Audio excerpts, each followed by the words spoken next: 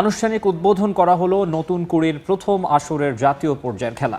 Swimming কমপ্লেক্সে সাঁতার ইভেন্টের মধ্য দিয়ে দেশব্যাপী প্রতিভা অন্বেষণ কর্মসূচির নতুন কুড়ি স্পোর্টসের চূড়ান্ত পর্বের উদ্বোধন করেন যুব ও ক্রীড়া প্রতিমন্ত্রী আমিনুল হক। আগামী ২৭ জুলাই আর্মি স্টেডিয়ামে প্রতিযোগিতার সমাপনী দিনে উপস্থিত থেকে পুরস্কার তুলে দেবেন প্রধানমন্ত্রী তারেক রহমান। আর সব ইভেন্টের সেরা খেলোয়াড়দের বিকেএসপিতে বিনামূল্যে পড়াশোনার ব্যবস্থা করা হবে বলে জানিয়েছেন আমিনুল হক। দেশের ক্রীড়াঙ্গনে ভবিষ্যতের তারকা খুঁজে বের করার আরেকটি অধ্যায়ের সূচনা। আনুষ্ঠানিকভাবে উদ্বোধন হলো দেশব্যাপী প্রতিভা অন্বেষণ কর্মসূচি নতুন কুড়ি স্পোর্টসের জাতীয় পর্যায়ের প্রতিযোগিতা। মিরপুরের জাতীয় সুইমিং কমপ্লেক্সে সাঁতার ইভেন্টের মধ্য দিয়ে শুরু হয় এই আয়োজন। শুধু সাঁতার নয়, ক্রিকেট, ফুটবল, কাবাডি, অ্যাথলেটিক্স, দাবা, ব্যাডমিন্টন ও মার্শাল আর্ট ডিসিপ্লিনে নিজেদের প্রতিভা দেখানোর সুযোগ পাচ্ছে 10 থেকে 14 বছর বয়সী ক্ষুদে ক্রীড়াবিদরা। আগামী ২৭ জুলাই বাংলাদেশ আর্মি স্টেডিয়ামে অনুষ্ঠিত হবে প্রতিযোগিতার সমাপনী অনুষ্ঠান। সেখানে উপস্থিত থেকে পুরস্কার বিতরণ করবেন প্রধানমন্ত্রী তারেক রহমান। আর সব ডিসিপ্লিনের সেরা খেলোয়াড়দের দায়িত্ব নেবে সরকার। তৃণমূল থেকে প্রতিভা অন্বেষণের মাধ্যমে তাদেরকে আমরা আমাদের যে বিকেএসপি রয়েছে সেখানে বিকেএসপিতে তাদের ভর্তি করিয়ে তাদের পড়াশোনা, খেলাধুলার সকল দায়-দায়িত্ব আমরা সরকার বহন করব। এইভাবেই আমরা একটি দীর্ঘমেয়াদী পরিকল্পনা নিয়ে আমাদের নতুন করে স্পোর্টস কার্যক্রম শুরু হয়েছে। কোনো প্রকার স্বজনপ্রীতি হওয়ার কোনো সুযোগ নাই। যদি হয় আমাদের কাছে, যদি আমার কাছে আসে, তার বিরুদ্ধে তাৎক্ষণিকভাবে ব্যবস্থা নিই।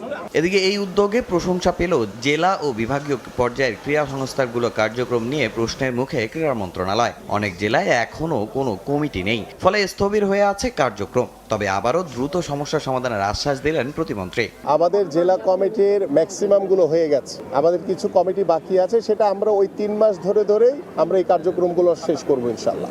সব জেলা ও বিভাগে অ্যাডহক কমিটি দেওয়ার পর 3 মাসের মধ্যে নির্বাচিত কমিটি গঠনের পরিকল্পনা ক্রীড়া মন্ত্রণালয়ের। এবারে ক্রিকেটের খবর। নানা অনিশ্চয়তা থাকলেও সেপ্টেম্বরেই বাংলাদেশে আসবে ভারত জাতীয় ক্রিকেট দল। সমস্যা সমাধানে দেশের সরকারি পর্যায় থেকে ইতিবাচক আলোচনা চলছে বলে জানিয়েছেন যুব ও ক্রীড়া প্রতিমন্ত্রী আমিনুল হক। এই সিরিজে 3টি করে ওয়ানডে ও টি-20 খেলার কথা রয়েছে বাংলাদেশ ও ভারতের। 2024 সালের আগস্টের পর থেকেই কূটনৈতিক সম্পর্কটা ভালো যাচ্ছে না বাংলাদেশ ভারতের। দীর্ঘ একটা সময়ের জন্য বন্ধ ছিল দুদেশের স্বাভাবিক ভিসা কার্যক্রম। নিরাপত্তার দোহাই দিয়ে ভারত বিশ্বকাপে লিটনদের যেতে না দিয়ে আগুনে ঘি ঢালে অন্তর্বর্তী সরকার। এরপর থেকেই দুদেশের ক্রিকেট সম্পর্ক ও দ্বিপাক্ষিক সিরিজ নিয়ে শুরু হয় নানা জল্পনা কল্পনা।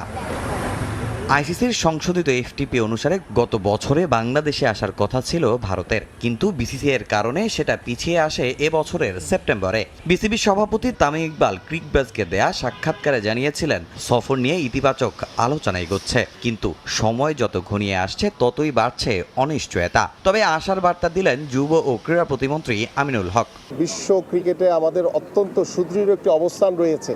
সেই ক্ষেত্রে বিগত সময়ের একটি ঘটনাকে কেন্দ্র করে, বিশ্বকাপ ক্রিকেটকে কেন্দ্র করে যে একটি টানাপোড়েন হয়েছে, আমরা দৃঢ়ভাবে বিশ্বাস করি। ইতিমধ্যে আমি নিজেই আমাদের যে ইন্ডিয়ান অ্যাম্বাসিতে আমি কথা বলেছি, তারাও আমাদের সাথে কথা বলেছে।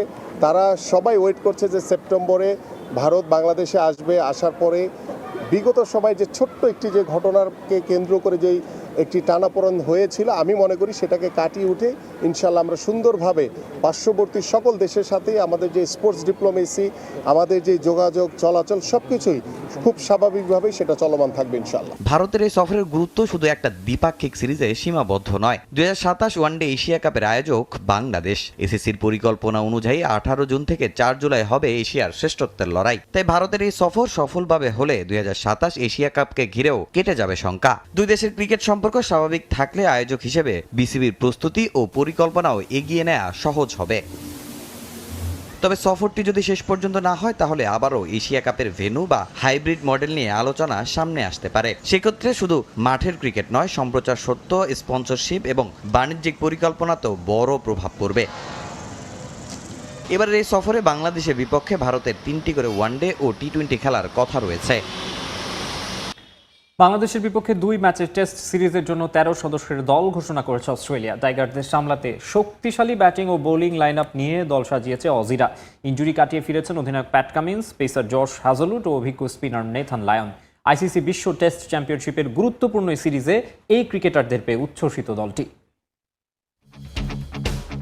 দীর্ঘ 23 বছর পর অস্ট্রেলিয়ার মাটিতে টেস্ট খেলবে বাংলাদেশ। 2 ম্যাচের সিরিজটি আইসিসি বিশ্ব টেস্ট চ্যাম্পিয়নশিপের অন্তর্ভুক্ত হওয়ায় টাইগারদের বিপক্ষে শক্তিশালী দলই গঠন করেছে ক্রিকেট অস্ট্রেলিয়া।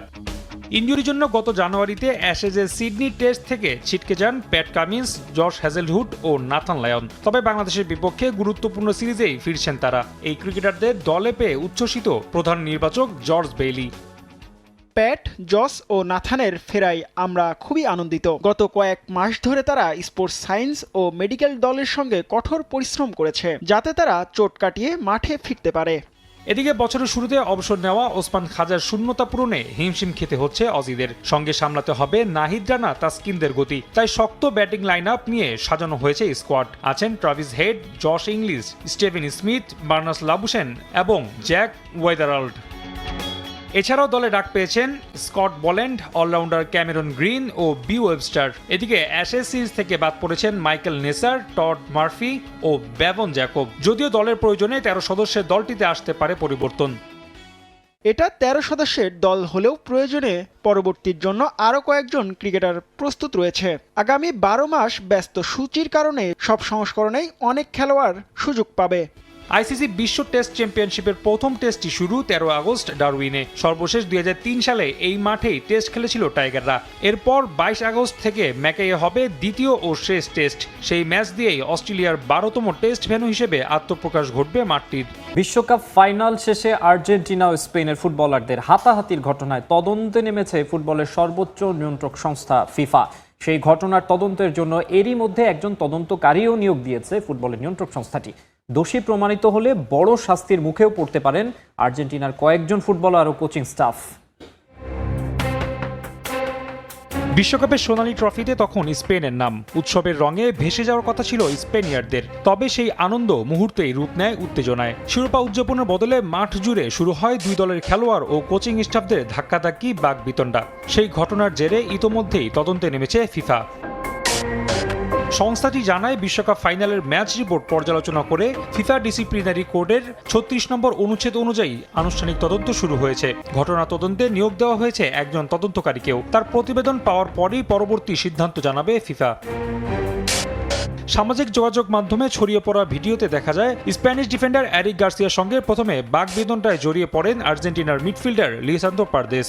এক পর্যায়ে গার্সিয়াকে আঘাত করেন তিনি। তাতেই পরিস্থিতি নিয়ন্ত্রণের বাইরে চলে যায়। সতীর্থকে রক্ষা করতে ছুটে আসেন স্পেনের খেলোয়াড়রা। তাতে শুধু খেলোয়াড়রাই নন, সংঘর্ষে জড়িয়ে পড়েন 2 দলের কোচিং স্টাফও।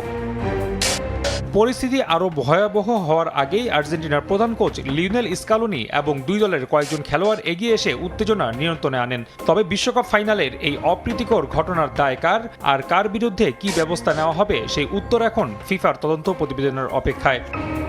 এর আগে 2022 বিশ্বকাপে ঘানার বিপক্ষে ম্যাচের পর অসদাচরণের দায়ে উরুগুয়ের হোসে মারিয়া গিমিনেস ও ফার্নান্দো মুসলেরাকে 4 ম্যাচ নিষেধাজ্ঞা আর অ্যাডিসন কাভানি ও দিয়াগো গদিনকে 1 ম্যাচ নিষেধাজ্ঞা দিয়েছিল ফিফা।